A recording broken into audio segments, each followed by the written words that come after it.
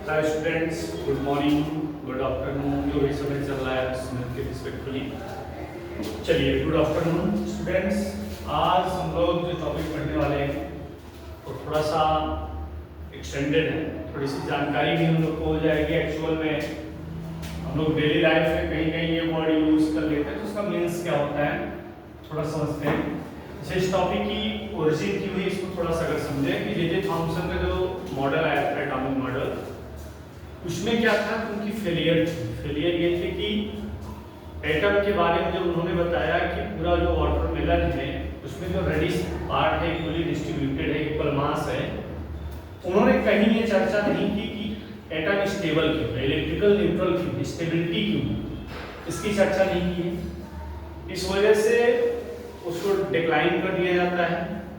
आगे रदरफोर्ड का एक्सपेरिमेंट है, गोल्ड फॉइल एक्सपेरिमेंट, उसमें क्लेरिफाई होता है कि क्या है, उसका सीन तो आगे है। लेकिन इसके बीच में एक और टॉपिक हम लोग को मिल गया, एक्सरे।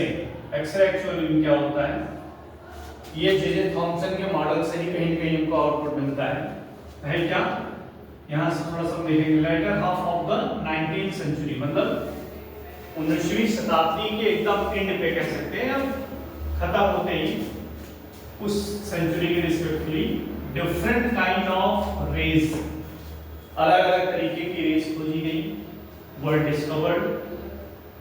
इसमें जिन साइंटिस्ट का नाम आता है उनका नाम क्या था, रोंटिजेन। साइंटिस्ट का नाम क्या है, रोंटिजेन। इन्होंने 1845 और 1923 में कुछ सजेशन दिया, लेकिन ये सजेशन इनका आया कब, after the J Thomson atomic model. ठीक, उस समय क्या हुआ, उन्होंने सजेशन दिया।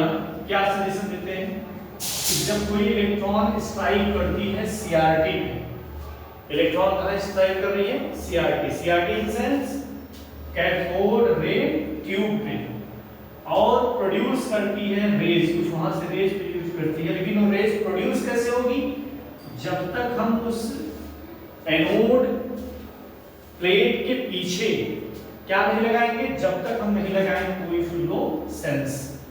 जैसे हम फ्लोरोसेंस लगाए हैं तो हमें ये पता चला कि उस कैथोड रेज से कैथोड रे ट्यूब में कुछ रेज प्रोड्यूस होती है। तो रोंटिजेन ने उसको फिर बताने की, रोंटिजेन डिड नॉट नो, लेकिन उनका नेचर नहीं पता था रोंटिजेन को। ये तो बता दिए कि वो कुछ रेस थी, लेकिन इसका नेचर नहीं बता पाए। और लेकिन आगे फिर क्या कहते हैं, of the radiation he named, और जब नेचर नहीं बता पाए उसी समय उनके दिमाग में जो नाम आया, उस नाम का क्या रख दिया, उसका नाम एक्स रेस। मतलब ये जो नाम हम आज सुनते हैं ये अल्टीमेट माइंड की ओरिजिन थी उसी समय कि भाई एक रेस निकलती है सीआरटी में, और रेस कौन सी है, उनके दिमाग में आ गई, इसका नाम क्या है, एक्सरे।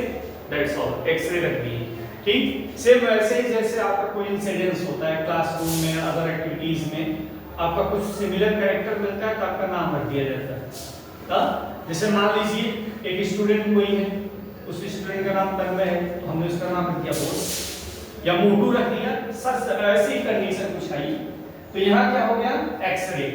एक्सरे नाम अल्टीमेट माइंड में आया था, कैरी ऑन। अब आगे क्या कहते हैं कि व्हेन अ इलेक्ट्रॉन, अगर इलेक्ट्रॉन स्ट्राइक करता है, लेकिन कहां स्ट्राइक करता है, किसी डेंस मेटल एनोड पर, तो उसको हम क्या कहते हैं, टारगेट्स।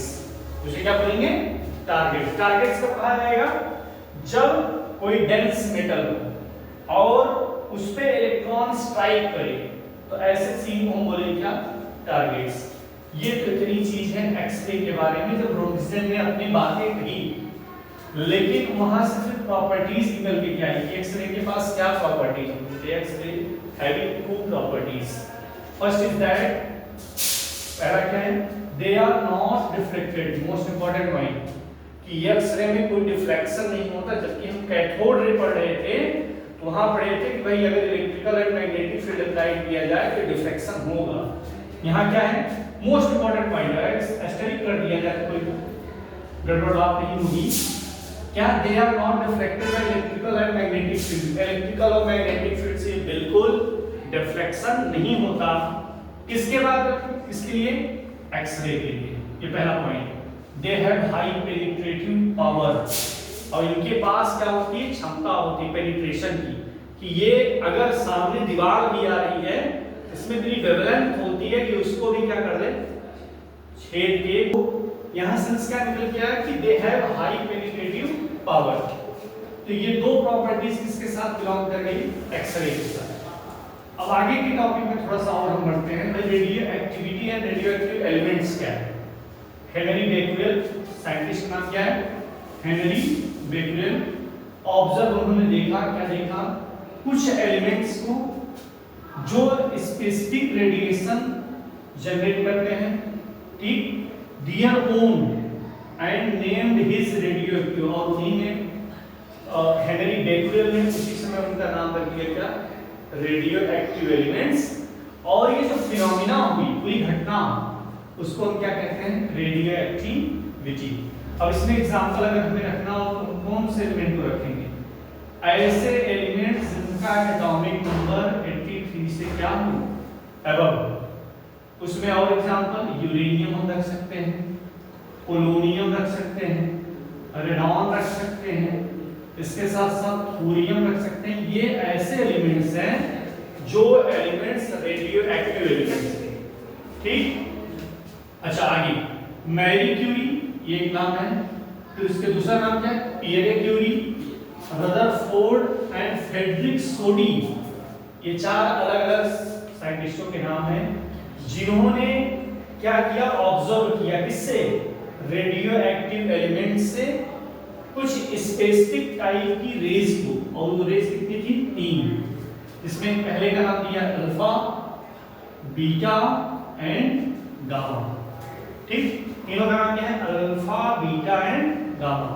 अल्फा के साथ क्या सीन है, एनर्जी हाई है, और क्या 2 यूनिट अगर इसकी कहीं पे बम्बार्डिंग कराते हैं, तो मैंने इसके पहले वाले वीडियो में कहीं बनाया है कि डिस्कवरी ऑफ न्यूट्रॉन, न्यूट्रॉन की जब डिस्कवरी होती है तो हीलियम पार्टिकल या फिर अल्फा पार्टिकल की बम्बार्डिंग कराई गई है, वहां आप इसको ज्यादा अच्छे से समझ पाओगे। 2 unit of positive charge, 4 unit of atomic mass. इसमें मैंने ऐसे बताया था कि अगर बेरिलियम है, एटॉमिक नंबर यहाँ 4 है, ठीक, और यहाँ 9 है, अगर एक अल्फा पार्टिकल इसके ऊपर क्या करता है, बम्बार्डिंग कर जाए, तो ऐसे सीन में यहाँ बना था 6C12 और एक न्यूट्रॉन पार्टिकल आ गया था। तो ये जो यहाँ 2 यूनिट आप देख रहे हैं इंक्रीज हुआ है, वो और कुछ नहीं है, यही है 2 unit of positive, positive means proton, और ये 4 यूनिट किसके, इसके मास नंबर में, जबकि एक न्यूट्रॉन पार्टिकल निकल जाता है। तो ये इसका है, किसके लिए, अल्फा के लिए। बीटा के लिए क्या है, नेगेटिवली चार्ज है। गामा रेज हाई एनर्जी, सबसे ज्यादा एनर्जी इसके पास है, और एब्सेंट ऑफ एनी पार्टिकल, कोई पार्टिकल यहां होता नहीं, ठीक। अच्छा, पेनिट्रेटिव रिस्पेक्ट और पावर देखा जाए कि पेनिट्रेशन पावर किसमें सबसे ज्यादा है, तो सबसे ज्यादा पेनिट्रेशन पावर इसमें गामा के पास है। अल्फा को कंपेयर करेंगे बीटा से, तो अल्फा के कंपेयर में बीटा 100 टाइम्स क्या है, ज्यादा पावरफुल है, और अल्फा के कंपेयर में गामा को करेंगे तो 1000 टाइम्स, 1000 गुना क्या है, मोर पेनिट्रेटिव पावर। अब देखिए ये एक्सरे को थोड़ा सा समझ लीजिए, जैसे अगर किसी का फ्रैक्चर होता है, डिसलोकेशन होता है किसी बॉडी पार्ट्स में, तो ऐसे सीन में हमें डॉक्टर क्या सजेस्ट करता है, you go and just X ray, आप जाइए और एक्सरे कराइए। सिमिलर थिंग, जैसे जस्ट लाइक मेरे फिंगर को आप देखेंगे, इसमें डिसलोकेशन हुआ है, तो आसानी से डॉक्टर सजेस्ट कर सकते हैं भाई आप इसका एक्सरे कराओ। तो एक्सरे से हमें क्या पता चलेगा, fracture as well as dislocation. अगर फ्रैक्चर नहीं हुआ है तो इसको डिसलोकेशन कहेंगे, अगर वो टूट गया है, कहीं से क्रैकिंग हो गई तो फ्रैक्चर। तो ये एक्सरे क्या है, X ray is type of phase which penetrate to the bone, हड्डी से निकल जाएगी, और जब निकलेगी तो इसका इम्प्रिंट हमें किसी फोटोग्राफिक प्लेट पे मिलेगी, जिस रिपोर्ट को लेके चलते हैं उसका नाम होता है क्या, एक्सरे। और उस एक्सरे को हम लाइट के सोर्स में जब देखेंगे तो हमें प्रॉपर्ली विजुलाइज होगा कि हमारे बोन का कौन सा हिस्सा डिसलोकेट हुआ है या फ्रैक्चर हुआ है। फ्रैक्चर होना मतलब टूटना, और डिसलोकेट का मतलब होता है अपने प्लेस से वो बोन थोड़ा सा इधर उधर हो जाना। तो रीसेपिंग के लिए हम क्या करते हैं, जैसे ये अगर इसको खींच के प्रॉपर्ली एडजस्ट किया जाए तो में भी हो सकता है ये रीसेपिंग में आ जाए, डिसलोकेशन का हिस्सा। तो X ray is the phenomena and X ray is the type of phase which provide to the information especially in the field of diagnosis in breaking or dislocation of bone। ठीक, इस तरीके से ये आज का टॉपिक, दो इंपॉर्टेंट टॉपिक आज हमने पढ़ा कि एक्सरे क्या है, origin of X-rays, properties of X-rays, as well as second is the most important topic, radioactivity and radioactive elements। तो radioactivity क्या है? Once again summarize that, those elements which produce three different kind of rays, which is known as alpha, beta, as well as gamma. But gamma has more penetrative power, alpha has least penetrative power, as well as the elements which produce such behavior, having behavior, are called radioactive elements। Radioactive elements having above that 23 atomic number and name as suggested in this example uranium, polonium, radon, thorium and so on। That's all, topic हुआ यहीं पे खत्म। Thank you.